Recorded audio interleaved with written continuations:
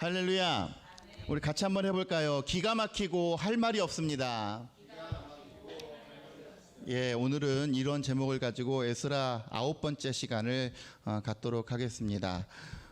지난 금요일 밤이죠. 금요일 밤 한국 시간으로 11시경에 모로코에서 6.8 규모의 강진이 일어났습니다. 지난번 튀르키예 지진도 그러했지만 그 동네가 굉장히 지질학적으로 판과 판이 만나는 곳이기 때문에 지금 막 지진들 이런 것들이 많이 일어나고 있어요. 그래서 지금 오늘 아침에 뉴스 신문을 보니까 사망자가 벌써 2,000명이 넘었고 부상자도 속출하는 가운데 2,000명 이상이 속출하는 가운데 그중에 벌써 위중한 사람이 1,000명 이상 현재까지만 봐서 그렇습니다. 그래서 계속해서 앞으로도 사망자는 더 늘어날 것 같은 그런 상황 가운데 놓여 있습니다. 저는 사실 오늘 아침에 새벽 시간에 에티오피아에 선교사로 나가 있는 제 친구 선교사가 문자를 보냈어요. 그래서 안녕하세요. 저는 이렇게 잘 있습니다. 지금 현재 에티오피아에서는 그래도 동쪽과 서쪽이기 때문에 꽤 거리가 있음에도 불구하고 거기도 지진의 어떤 그 규모가 느껴질 정도로 땅이 흔들리고 그래서 본인들도 이렇게 대피를 했다 이런 얘기를 저한테 보내서 이렇게 염려스러운 마음으로 제가 문자를 받아봤습니다. 딸들이 있는데 굉장히 무서우니까 계속 하염없이 울고 조금이라도 땅이 흔들리면 막 불안해하고 울고 이런 상황이라서 다독거리느라 애를 먹고 있다고 기도를 부탁한다고 이렇게 연락이 왔습니다. 그 연락을 받기 전까지는 말이죠. 사실 그냥 모로코에 지진이 났나 보다. 아이고 이번에도 사망자가 좀 이렇게 많이 생겼다. 왜냐면 어제까지만 해도 한 600명인가 막 그랬으니까 그냥 그렇게 지구촌 뉴스 정도로만 생각을 했는데 제가 아는 지인이 그렇게 문자를 또 보내고 또 제가 생각을 해보면 지난 2월에 성지순례 다녀오지 않았습니까? 그때도 튀르키예 지진이 제가 날아간 날 그 다음 날 지진이 발생했는데 이스라엘까지 예루살렘까지 그 지진의 어떤 여파가 느껴질 정도로 굉장히 대단한 지진이었고 그래서 저희도 이렇게 한바탕 소동을 할 정도로 가까이서 그것을 체감을 했습니다. 그래서 남의 나라 이야기이고 먼 이야기이고 우리와는 상관이 없는 이야기이지만 비단 그것이 천재지변이라는 것이 지진이 아니라 다른 모양의 다른 형태로 우리에게도 언제든 어디서든지 일어날 수 있다라고 하는 점을 우리가 분명히 기억을 하고 하나님 앞에 더욱더 겸손한 자가 되어야 됩니다. 두 가지를 생각을 해보는데 하나는 이 모든 것들을 내 일처럼 여길 줄 아는 그러한 마음이 필요합니다. 우리가 칼부림 사건도 그러했고요. 또 지난번 홍수가 났을 때에 고립되어서 참 안타까운 목숨들이 희생되어졌던 그러한 모든 모습들을 상황들을 보게 되면 그 어떤 것도 내가 미처 준비하지 못한 상황, 그 어떤 것도 내가 미처 예상하지도 못했던 그런 시간과 시점에서 일어난 일들이기 때문에 뒤집어 말하면 그 어떤 것들이라도 언제 어느 시점에 우리에게 일어나도 전혀 이상하지 않은 그러한 상황들입니다. 다행히 하나님께서 지켜 보호하여 주셔서 우리가 안녕하게 있기 때문에 그래서 만날 때마다 우리가 인사하지 않습니까? 안녕하세요. 안녕하세요. 이것이 그냥 단순히 그냥 상수적인 말이 아니라 정말로 안녕을 묻는 시대에 살아가고 있는 우리들이 남일처럼 여기지 말고 내일처럼. 저는 그렇습니다. 우리 지금 주중에였었죠. 교권의 회복을 위해서 이렇게 교사들이 이렇게 단체 행동도 하고 목소리도 내고 이러한 것들이 있는데 저는 무너진 교권이 빨리 회복돼야 된다고 생각을 합니다. 그 이유가 뭐냐면 제 주변에 교사가 있는 것도 아니고 누가 있는 것도 아니지만 그 무너진 교권이 회복되지 않으면 그것을 내일로 여기지 않고 내가 기도하지 않으면 지금 당장 커가는 우리 자녀들, 우리 지금 하율이, 은율이, 승우, 시완이 이런 아이들이 그 무너진 교권으로 인해서 영향을 고스란히 받게 돼요. 남의 얘기 같지만 결국은 남의 얘기가 아니고 결국은 내가 살아가는 이야기입니다. 동성애도 마찬가지죠. 뭐 남의 얘기 같고 뭐 나와 상관없는 얘기 같고 내가 먹고 사는데 전혀 뭐 구할 필요 없는 그러한 얘기 같지만 그 모든 것들이 전방위적으로 우리 삶 가운데 얽혀져 있다라고 하는 사실들을 기억하면서 나라와 민족을 위해서 아파하는 이들을 위해서 함께 기도할 줄 아는 저와 여러분들 되어주시기를 주의 이름으로 간절히 축원합니다. 우리가 또 한 가지 생각해 볼 것은 뭐냐면 인간적으로 보았을 때에 참 안타깝고 특히 이제 모로코 같은 경우 저는 뭐 모로코에 대해서 잘 모르지만 지난번에 뭐 장사천재 뭐 백사장인가요? 그거 보니까 모로코에 대해서 이렇게 나오지 않습니까? 거기 보면 굉장한 극단주의적 이슬람 어떤 그런 세력들 이슬람의 국가이고 그렇다 보니까 뭐 거기 그 지역들이 다 뭐 그러합니다만은 뭐 이렇게 이슬람 세력이 이슬람 국가입니다. 가장 이렇게 강력한. 물론 국제사회가 관심 가져줘야 되고 뭐 다친 영혼들, 죽은 영혼들 안타깝고 위로해줘야 되겠지만 저는 하나님의 질서를 생각하지 않을 수가 없어요. 우리의 삶 가운데 성경에도 그렇게 얘기했지만 말세에 마지막 때에 하나님의 섭리로 인해서 이러저러한 심판이 있고 이러저러한 자연재해와 또 하나님께서 만물을 주관하셔서 여러 가지 모양으로 우리 인간을 치실 터인데 단순히 그냥 아이고 안타깝다 아이고 이렇게만 끝날 것이 아니라 영적인 관점 우리가 그리스도인으로서의 하나님의 주권의 관점으로 봤을 때에 이것이 말하고자 하는 바가 무엇인가. 코로나가 대한민국 사회를 강타했을 때에 한국교회가 속절없이 무너졌을 때 그것이 주는 영적인 의미가 무엇인가. 한국교회가 이런 코로나의 상황을 통해서 이러한 뭐 천재지변의 상황을 통해서 우리가 발견해야 될 하나님의 목소리는 과연 무엇인가. 여기에 집중해야 됩니다.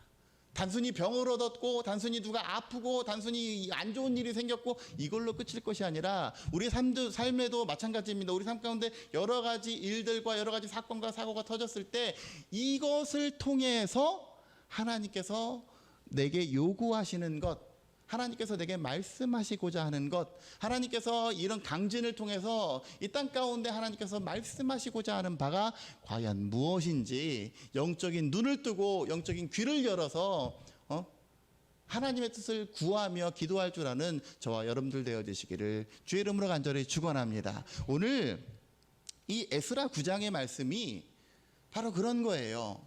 그냥 우리가 뭐 여러분들 기도 생활을 할 때 어떻게 합니까? 하나님 내게 쭈쭈받아 주시고 내게 일용할 양식을 주시고 우리 가정 잘 되게 해주시고 우리 자녀 잘 되게 해주시고 뭐 주로 그런 거 아니에요? 주로 그런 뭐 나와 내 주변과 이제 조금 마음이 넉넉한 사람들은 우리 생명의 교회를 위해서 기도할 것이고 근데 그 되게 그렇지 못하는 사람들은 뭐 당장 뭐 이목사도 그러는데요. 뭐 나를 위해서 우리 자녀를 위해서 내가 하는 일을 위해서 그렇게 그 기도의 범주가 거기에 멈춰져 있지 않습니까? 그런데 에스라는 오늘 9장에서 마음을 찢고 정말 막 어찌할 바를 몰라 하면서 애통해하는 마음을 가지고 이 나라 이 민족을 위해서 기도하는 거예요. 이 땅에 무너진 모든 영적인 어떤 재단 다시 수축돼야 될 영적인 재단을 위해서 정말 애통하는 마음으로 그것이 마치 내일인 양 그렇게 기도를 하는 거예요. 왜? 무엇 때문에? 그거 그렇게 기도 안 한다고 뭐 에스라가 나쁜 사람 됩니까? 아니 에스라는 하나님께서 택하신 학사였고 하나님의 일을 하는 사람이었고 어떻게 보면 하나님 앞에 책망받을 일은 없어요. 그럼에도 불구하고 에스라가 정말 하나님 앞에 면구스러운 마음으로 간절하게 엎드려 회개하는 그 이유가 무엇이었으며 에스라 9장을 바라보는 우리들이 오늘날을 살아가는 그리스도인으로서 과연 어떠한 신앙의 자세로 나아가야 될 것인가. 오늘 본문의 말씀을 통해서 함께 은혜를 나누고자 합니다. 9장 1절을 한번 보세요. 이 일 후에 이 일은 어떤 일입니까? 이 2차 포로 기환단이 돌아와서 하나님 앞에 봉헌하고 또 그 아닥사스다 왕이 반포한 조서를 이렇게 전달하고 이렇게 그러한 것들 조서가 반포되는 그러한 일들, 그래서 무사히 2차 포로귀환단이 어쨌든 정착한 그러한 일들이 일어난 후에 방백들은 백성의 지도자들, 힘 있는 어떤 중견 지도자들을 방백이라고 얘기합니다. 방백들이 내게 나와 이르되 이스라엘 백성과 제사장들과 레위 사람들이 이 땅 백성들에게서 떠나지 아니했다. 여러분, 이스라엘 백성과까지는 뭐 보편적인 이스라엘 사람들일 것이고, 제사장들과는 뭡니까? 제사장들, 하나님의 일을 하는 사람들이고, 레위 사람들, 하나님의 일을 하는 사람들을 배출해내는 가문을 의미하는 거예요. 그러니까 특별히 뭐 우리 시국으로 따지면 평신도나 교역자나 할 것 없이 라고 해석을 하면 됩니다. 오늘날로 따지면 이렇게 이스라엘 백성과 제사장들과 레위 사람들이 어떻게 했다? 이 땅 백성들에게서 떠나지 아니하였다 라고 했는데, 이 땅 백성들은 어떤 백성들이에요? 이 땅 백성들은 이 당시에 우리가 가나안, 팔레스타인이라고 불리는 이 가나안 땅에 거주했던 토착인들이었습니다. 하나님께서 여호수아 군대에게, 여호수아가 정복 전쟁을 할 때에 모든 지파들로 하여금 여기 있는 사람들을 다 몰아내라, 나중에 보겠습니다 라고 했는데 그들을 쫓아내지 않았어요. 더러는 측은지심으로, 더러는 신기한 마음으로, 더러는 귀찮으니까, 더러는 그들이 가진 문화를 함께 공유하기 위해서 이들을 다 쫓아내지 않았어요. 그래서 그들이 함께 더부살이를 했는데, 이제 이스라엘 백성들이 포로로 끌려가서 누구만 남은 거예요? 그 땅에 그 원래 살았던, 이거 밑에 나오죠, 헷사람과 브리스 사람, 가나안 사람, 여부스 사람들, 이런 사람들이 남은 거예요. 뿐만 아니라 그 이스라엘 요단 동편에 있는 암몬, 제가 요르단을 갔다 왔지 않았겠어요? 암몬 사람들, 모압 사람들, 그러니까 이스라엘 바깥에서 있었던 이스라엘 주변국에 있는 사람들, 그리고 저 밑에 있는 애굽 사람들, 심지어 아모리 사람들이 행하는 가증스러운 짓거리들을 행하였다. 누가요? 평신도로부터 목회자에 이르기까지. 그런 일들을 그들과 동화되어서 하고 있었다는 거죠. 지금 하고 있다는 거죠. 2절, 그들의 딸을 맞이하여 아내와 며느리로 삼아 거룩한 자손이 그 지방 사람들과 서로 섞이게 했다. 이스라엘을 순수 혈통으로 삼고자, 왜 하나님께서 이스라엘을 순수 혈통으로 삼고자 했습니까? 왜냐하면 그들의 피가 섞이고 그들이 다른 사람들과 통혼하고 다른 민족들과 통혼하게 되면 이건 단순히 피가 섞이는 문제가 아니라 문화가 섞이는 문제예요. 이방 백성들의, 이방 신들의 문화가 함께 섞이는 문제. 그래서 너희는 내 앞에서 거룩하고 완전하라고 말씀하신 그 하나님의 말씀이 제대로 준행되지 않을 것이 뻔하기 때문에 이스라엘 백성들이 하나님 앞에서 거룩함을 유지하게 하고자 결코 절대로 이방인들과 통혼하지 말라 라고 명령을 내렸음에도 불구하고 누가요? 1차 포로귀환으로 돌아와서 다시 정착한 이들이 지금 이런 일들을 하는데, 특별히 방백들과 고관들, 소위 힘께나 쓰는 이들이 이 죄에 더욱 으뜸이 되었다라고 다른 지도자들이 에스라에게 이야기를 해줍니다. 여러분, 에스라가 2차 포로귀환단을 이끌고 돌아올 때 목적이 뭐라 그랬어요? 이들을 말씀으로 양육하는 것, 이들을 하나님의 율법으로 교육시키는 것, 이러한 마음을 가지고 돌아오지 않았겠습니까? 그러면 상황이 어때요? 지금 뭐 한 5, 60년의 간극이 있었지만 1차 포로귀환으로 돌아온 이들은 성전을 섬기기 위해서 어려운 척박한 상황 가운데서 내가 성전을 섬기겠습니다, 내가 성전을 짓는데 일조하겠습니다 라고 하는 굉장히 나름의 사명감을 가지고 1차 포로귀환으로 돌아왔는데, 그래서 그들에게 필요한 건 단순히 말씀이라고 생각을 했는데, 그들이 이 정도일 줄은 몰랐는데 영적인 상황을 열어보니까 김 집사, 이 집사, 박 집사의 영적인 상태가 엉망진창이더라 이거예요.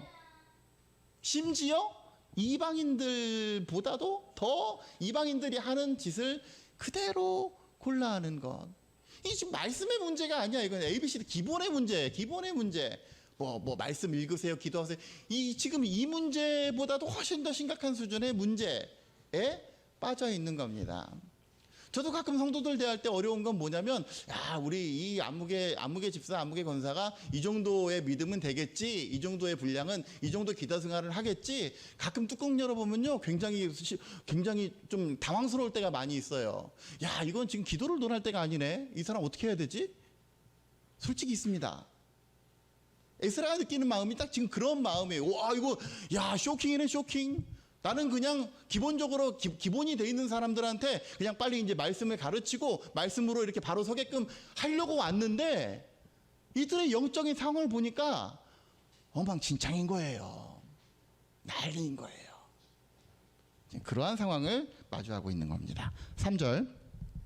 내가 이 일을 듣고 속옷과 겉옷을 찢고 머리털과 수염을 뜯으며, 다행이죠. 저는 면도를 해갖고 뜯을 수염이 없는데 수염 뜯으면 아플 텐데, 기가 막혀서 털썩 주저앉은 거예요. 기가 막힌 거지. 이럴 줄은 몰랐지. 너무 기가 막힌 거예요. 근데 여러분 한번 생각을 해볼까요? 이방인과 결혼하는 것이, 이방인과 교제하는 것이 나쁩니까? 예? 그들을 전도하려면 같이 가서 사귀어야 될 거 아니요. 예? 내가 만약에 미혼인데 어떤 미혼인 여자를 만났어요.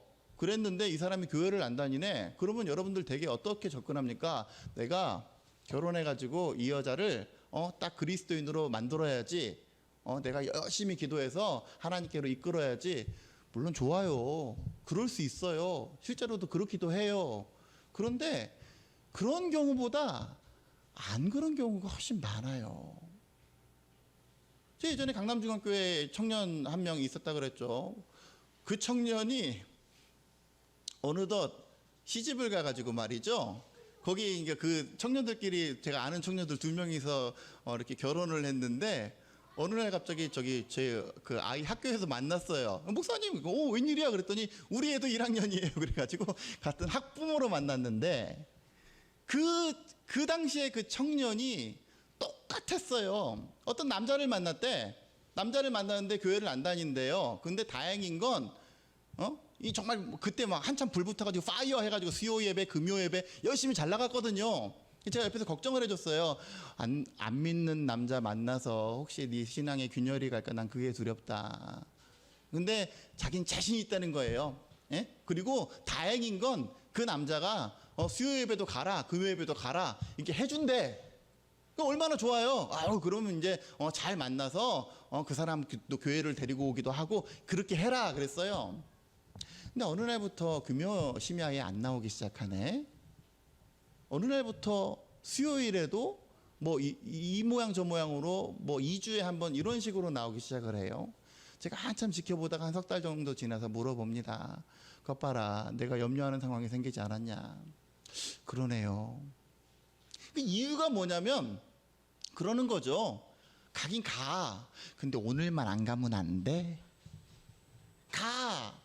근데 오늘은 그냥 나 좀 같이 있어주면 안 돼? 거기 흔들리는 거예요, 거기에. 그러니까 금요일마다 오늘만 있어주다 보니까 금요일은 이제 아예 공식적으로 제끼는 시간이 되어버렸고, 수요일도 마찬가지예요. 조금씩 신압으로 알게 모르게 그런 영향력을 받게 되는 거예요.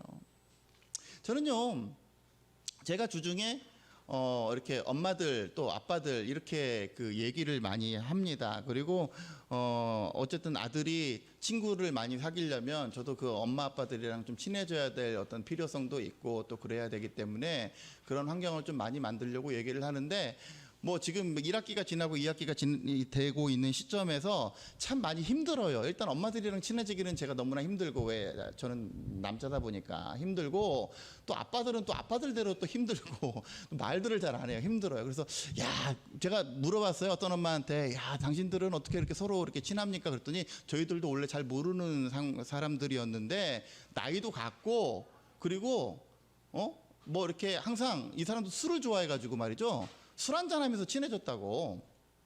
술 한잔하면서 친해지고 맨날 토요일마다 모여가지고 자기 집에 모이든지 그 집에 모이든지 언니 동생 하면서 맥주 한 잔씩 기울이고 이렇게 하다 보니까 너무 친해졌다는 거예요. 그래서 막 놀러도 같이 가고. 그러니까 저는 되게 부러운 거예요. 그러니까 무슨 생각이 드는지 아십니까? 이 목사도 술에 한번 입문을 해봐. 나도 토요일날 그 집 가가지고 저도 한 잔 주세요 하면서 좀 친해져 봐. 어떻게 되겠습니까? 그런 모습을 이 목사가 그 사람들과 친해지기 위해서 술 한잔 기울이고 하는, 저는 전도를 위해 나중에 이 사람 전도해야지를 목적으로 그 사람들에게 가서 술 한잔하고 하는 것에 대해서 여러분들이 저를 바라보는 시각은 어떠하십니까? 성공할 것 같습니까? 일단 저는 술 한잔 마시면 제가 제정신이 아니기 때문에 실패할 확률이 농후해요. 그건 아니라는 거죠. 이스라엘 백성들의 모습이 그러합니다. 뭐 어때 할 수 있겠지만 이 목사를 보세요. 아무리 전도의 목적이었고, 아무리 내가 그들을 내가 전도해야지, 내가 그들과 친해져야지 하면서 한 잔, 두 잔, 한 잔에 그건 결코 이 목사답지다운 방법은 아닙니다. 어느 날 보세요. 제가 어느 날 뭐 교회 안 나올 수도 있어요. 아침부터 술 마시느라고. 그런 거에 익숙해져 있다 보면, 사람 일은 모르는 거예요. 이게 익숙해져 있다 보면 음료수를 한 잔씩 마시고 안 되잖아요. 이스라엘 백성들이 그런 상황에 지금 봉착해 있는 거예요. 하도 기가 막혀서 아이고 어떻게 이 목사가 그럴 수가 있어 하면서 성도들이 막 수염을 뜯고 기가 막혀서 아니니까 기가 막혀서. 그랬더니 4절 보세요. 이에 이스라엘의 하나님의 말씀으로 말미암아 떠는 자가 사로잡혔던 이 사람들의 죄 때문에 다 내게로 모여오더라. 한 가지 다행인 게 뭐냐면, 이 안타까운 마음을 에스라 혼자 전전긍긍해하고 안타깝고 하나님 앞에서 창피해하는 것이 아니라, 누가? 이스라엘의 하나님의 말씀으로 말미암아 떠는 자. 하나님의 말씀을 하나님 앞에서 두려워 떠는 이들, 하나님의 말씀 가운데 벗어나기를 원치 않는 이들, 말씀을 중요시하는 이들이 나라를 위해서, 백성들을 위해서 걱정스러운 마음으로 함께 지금 기도하기 위해서 모이는 거예요. 여러분, 지금의 시점에서 우리에게 필요한 것은 뭐예요? 말씀 앞에 떠는 자가 필요합니다.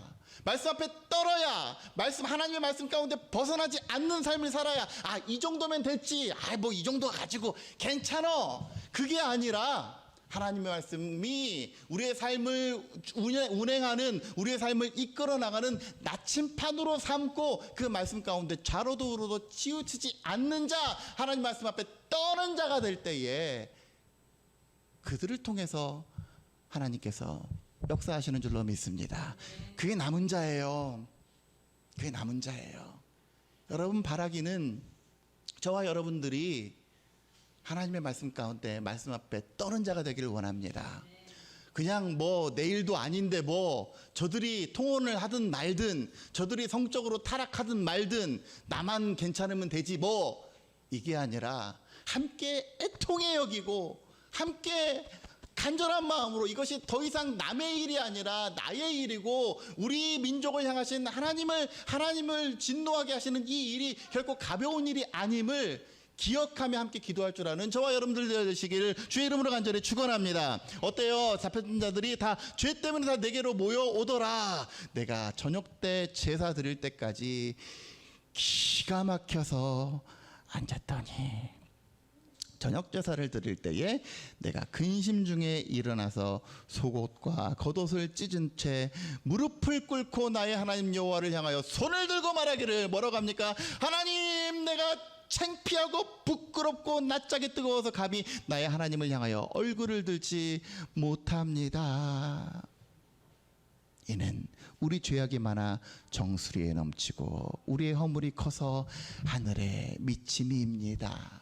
여러분, 그런데 실은 이 6절의 기도는 누가 해야 됩니까? 예? 이건 누가 해야 돼요? 잘못한 사람들이 해야 돼요. 예? 기가 막혀서 수염을 뜯는 거, 재 대굴대굴 굴르는 거, 이건 누가 해야 돼요? 잘못한 사람들이 해야 돼요. 근데 잘못한 사람들은 몰라요. 자기가 뭘 잘못하고 있는지, 자기가 어떤 방향으로 어떻게 엇나가고 있는지를 몰라요. 그러니까 하나님 앞에 창피해야 되는데, 낯이 뜨거워서 감히 하나님을 뵐 면목이 없어야 되는데 그러지 못해요. 왜? 내 상태를 몰라. 그때 필요한 게 뭐예요? 그때 필요한 게, 비록 나는 하나님 앞에서 이렇게까지 안 해도 되지만 그럼에도 불구하고 함께 애통해하고 함께 대굴대굴 굴러주고 함께 수염을 뜯고 함께 온몸을 찢고 애통하는 마음으로, 하나님, 내가 너무 부끄럽습니다. 그 중보의 기도가 필요합니다. 우리의 남편, 우리의 아내, 우리의 집 몰라요. 여전히 몰라요. 그때에 하나님의 말씀 앞에 떠는 내가 그를 위해서, 그 모르는 이를 위해서, 여전히 감각하지 못하는 그를 위해서 중보하며 기도할 수 있는 우리 모두가 되어주시기를 주의 이름으로 간절히 축원합니다. 7절, 우리 조상들의 때로부터 오늘까지 우리의 죄가 너무나 심한데 우리의 죄악으로 말미암아 우리와 우리 왕들과 우리 제사장들을 여러 나라 왕들의 손에 넘기사 칼에 죽으며 사로잡히며 노략을 당하며 얼굴을 부끄럽게 하심이 오늘날과 같습니다. 그 사람들은 뭐라 그래? 결과만 놓고 하나님이 졌다, 하나님은 우리를 안 사랑하신다, 왜? 하나님이 전지전능하면 왜 이런 일들이 벌어지고, 왜 이방 백성들한테 패하며, 하나님이 나를 사랑하시면 왜 우리를 이렇게 구렁텅이로 내모시는 건가? 그러기에 나의 모습은 보지 않고 뭐만 봐요? 하나님 믿어봤다 소용 하나도 없다. 심지어 하나님은 약한 하나님이고 전지전능하지 못한 하나님이고 나를 사랑하지 않는 하나님이다. 기껏해야 벌 주는 하나님이다. 이렇게 결론을 내립니다. 누구는 안 봐요? 나는 안 봐요. 나를 봐야지. 나를 안 봐요. 8절, 이제 우리 하나님 여호와께서 우리에게 잠시 동안 은혜를 베푸사 얼마를 남겨두어 피하게 하신 우리를 그 거룩한 처소에 박힌 못과 같게 하시고, 우리 하나님이 우리 눈을 밝혀주셔서 우리가 종노릇하는 중에서도 조금 소생하게 하셨나이다. 예전에 다윗 그 왕의 영광과는 비교할 수 없겠지만 그래도 포로기로 돌아온 것 조금 소생하게 하셨습니다. 누구의 은혜로? 하나님의 잠시 동안 베푸신 하나님의 은혜로 말미암아. 심지어 하나님께서 우리를 징계하시는 그 과정 가운데 9절, 우리가 비록 노예가 됐다는 건 하나님께서 이스라엘 백성들을 징계하시고 징치하시는 사건이 아닙니까? 그런데 그럼에도 불구하고 우리 하나님이 우리를 그 종살이하는 중에 버려두지 아니하시고 약 발라줬어요. 몽둥이질 하면서도, 채찍질 하면서도, 아이고 우리 아들 아프지, 어루만져 주셨는데, 그래서 페르시아 왕 앞에서 우리가 불쌍히 여김을 입고 소생했어요. 그래서 뭡니까? 그 결과 유다의 군락지가, 정착지가 그들 가운데 형성이 되었고 먹고 살만 했다 그랬잖아요. 포로기가 마냥 그냥 맨날 한 게 아니라 그래도 먹고 살만 했다 그랬잖아요. 하나님께서 은혜를 베푸셔서. 그래서 결국은 우리 하나님의 성전을 세우게 하셨고 그 무너진 것을 수리하게 하시며 유다와 예루살렘에서 우리에게 울타리를 주셨습니다. 우리 하나님이여 이렇게 하신 후에도 우리가 주의 계명을 저버렸사오니 이제 내가 할 말이 없습니다. 그래서 오늘 제목이 기가 막히고 할 말이 없습니다예요. 할 말이 없는 거죠. 예? 어여삐 여겨서 불쌍히 여겨서 그래도 조그마한 은혜라도 베풀어 주셔서 다시금 회복시키기 위해서 1차 포로기한단을 보내줬는데, 그들이 그러한 마음을 가지고 이 땅에 정착을 했는데 다시 이런 일이 벌어졌다? 할 말이 없는 거죠. 할 말이 없는 거죠. 근데 여러분, 저는 이스라엘 백성들의 모습을 보면서 참 어리석은 백성이다 이런 생각을 합니다. 왜 그 정도 두드러 맞았으면 좀 정신 좀 차려야 되는 거 아니에요? 예? 하나님께서 못 하려고 이런 어리석은 백성들을 선민으로 삼아 주셔서 이렇게까지 애지중지하실까나. 나 같으면 내가 하나님은 난 버려. 왜? 아유, 이 정신머리가 어디가 있어요? 이 정도 했으면 정신 차려야지. 그런데 사사기를 보니까요, 사사기를 보니까 이 패턴이 항상 반복되어 있는 거예요. 이스라엘 백성이 여호와의 목전에서 악을 행하고 하나님 잘못했습니다. 그러면 하나님이 너무 불쌍하니까 그들에게 한 선지자 한 사사를 내보내주시고 그 사사를 통해서 이스라엘 백성을 구원해 줬단 말이에요. 이제 좀 먹고 살만하니까 형편이 트이니까 어떻게 됩니까? 또 여호와의 목전에서 악을 행하였더라. 이게 이스라엘 백성들의 모습이에요. 성경 한번 보세요. 사사기 한번 볼까요? 사사기 2장.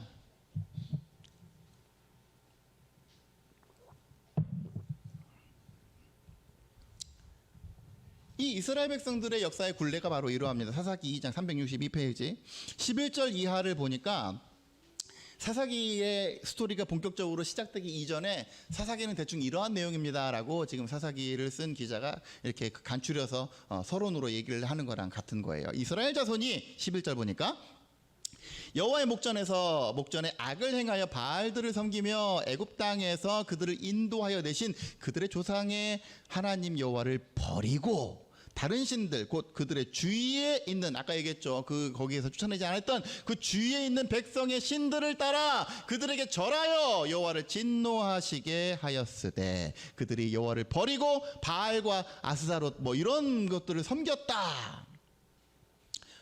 그래서 15절 그들이 어디로 가든지 여호와의 손이 그들에게 재앙을 내리시니 곧 여호와께서 말씀하신 것과 같고 여호와께서 그들에게 맹세하신 것과 같아서 그들의 괴로움이 심하였더라. 그랬더니 16절 여호와께서 사사들을 세우사 노략자의 손에서 그들을 구원하게 하셨으나 왜 하나님 아이고 아파요 하니까 불쌍한 거지. 그러니까 얼마간의 은혜를 베푸신 거예요.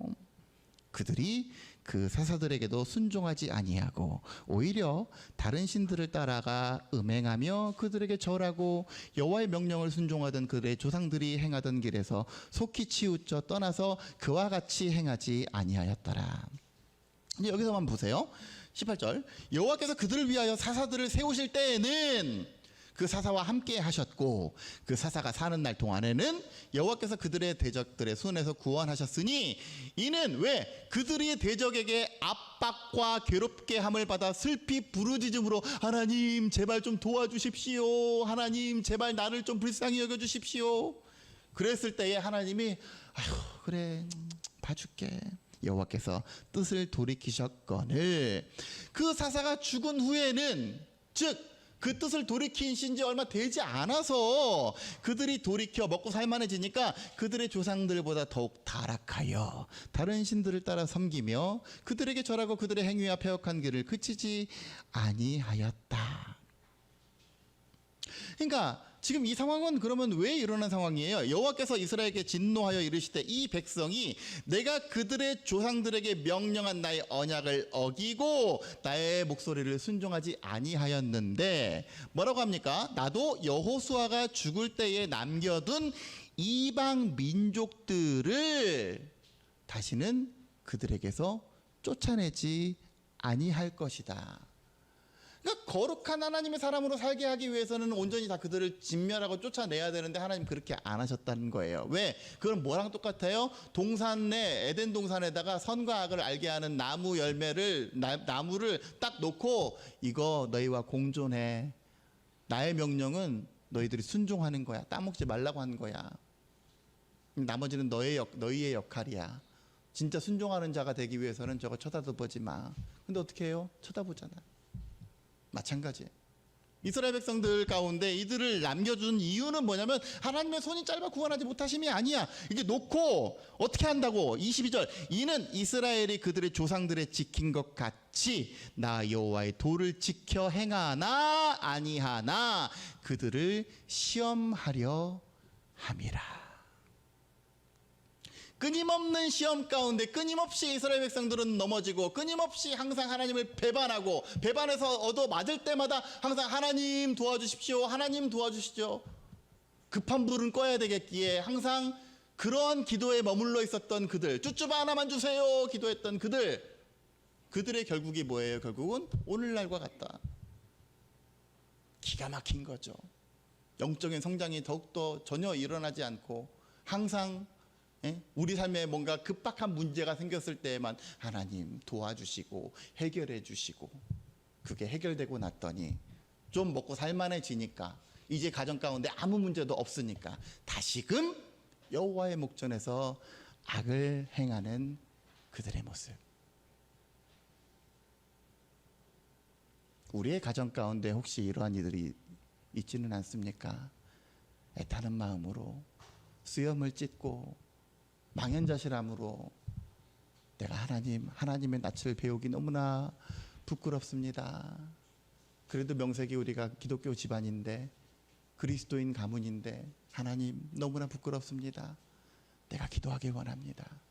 엎드려 기도할 때에 에스라의 기도를 들으셨고 또 뿐만 아니라 이스라엘의 하나님의 말씀으로 말미암아 떠는 자들이 함께 마음을 합해서 기도하며 이 땅이 치유되기를, 이 땅이 다시금 하나님 앞으로 돌아오기를 기도했던 그 기도가 상달되었던 것처럼 우리의 삶 가운데도 행여 나 자신이 하나님 앞에 부끄러움을 행하는 그러한 모습을 가지고 있음에도 불구하고 하나님 앞에 나아가지 못한다면 이 말씀을 통해서 다시금 하나님 앞에 나아가 자복하고 회개함으로 주님 내가 주의 은혜로 말미암아 여기까지 왔는데 그 은혜를 저버림이 참으로 면구스럽고 하나님의 낯을 볼 면목이 없습니다. 기가 막힙니다. 할 말이 없습니다. 그러나 내 모습 이대로를 불쌍히 여기셔서 다시금 회복시켜 달라고 위해서 기도하는 여러분들이 되었으면 좋겠습니다. 우리 주변 가운데 여전히 나의 상태를 알지 못하고 여전히 하나님께서 베푸신 은혜를 기억하지 못하고 한국교회도 마찬가지고 이 땅도 마찬가지입니다. 여전히 그 은혜를 저버리고 살아가는 많은 이들을 위해서 내가 하나님 앞에 기도할 때입니다. 하나님 이 땅을 불쌍히 여겨주시고 하나님 우리 가정의 누구 아무개를 불쌍히 여겨주시고 우리의 남편이 우리의 아내가 하나님 영적으로 겪고 있는 저 슬럼프를 주여 불쌍히 여겨주셔서 다시금 온전함으로 하나님 앞에 돌아올 수 있도록 인도해 달라고 위해서 기도하고 나아갈 때에 다시금 우리 가운데 말씀으로 새롭게 일어나고 다시금 하나님이 내 편이 되어 주셔서 그 하나님으로 말미암아 믿음으로 한 걸음 한 걸음 승승장구하면서 나아가는 우리 생명의 교회 모든 권속들이 되어 주시기를 주의 이름으로 간절히 축원합니다.